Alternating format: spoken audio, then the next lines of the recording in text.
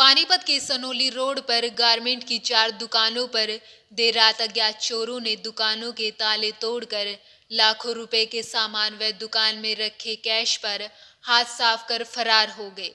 चोरों ने दुकान में लगे सीसीटीवी कैमरे भी तोड़ दिए। चोरों के हौसले इतने बुलंद हैं कि व्यस्त रहने वाली सड़क सनोली रोड पर सरेआम हाथ साफ कर फरार हो गए। लोगों ने आरोप लगाए हैं कि नगर निगम द्वारा लापरवाही बरते जाने के चलते चोरों का आतंक लगातार जारी है। उन्होंने कहा कि निगम द्वारा स्ट्रीट लाइट को न लगाना उनके लिए आफत बन गया है। अगर स्ट्रीट लाइटें यहां होती तो जीटी रोड किनारे शटर तोड़कर चोरी नहीं होती। फिलहाल दुकानदारों ने मामले की शिकायत थाना किला पुलिस को दी है।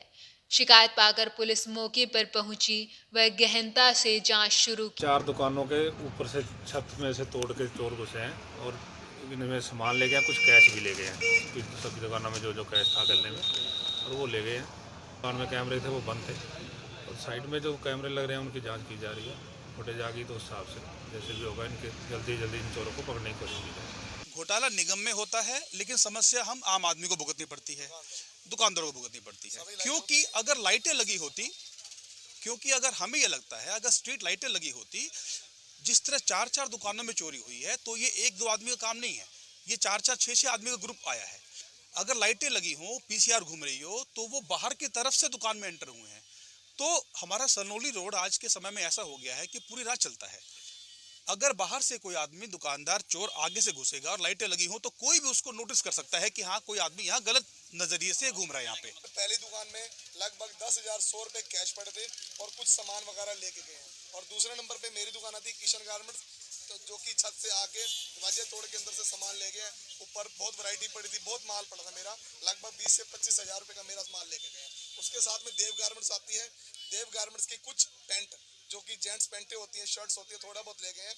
तो उसके बाद जो 4th दुकान है प्रदीप क्लॉथ हाउस के नाम से, उसके 5650 रुपए जो कि कैश खुले के तौर पर गले में पड़े हुए थे और कुछ सामान जो शाल वगैरह कुछ है वो उठा के ले गए। सर हमें तो बहुत ही शर्मिंदगी होती है कि मार्केट के अंदर सनोली रोड के ऊपर भी ऐसा काम हो रहा है।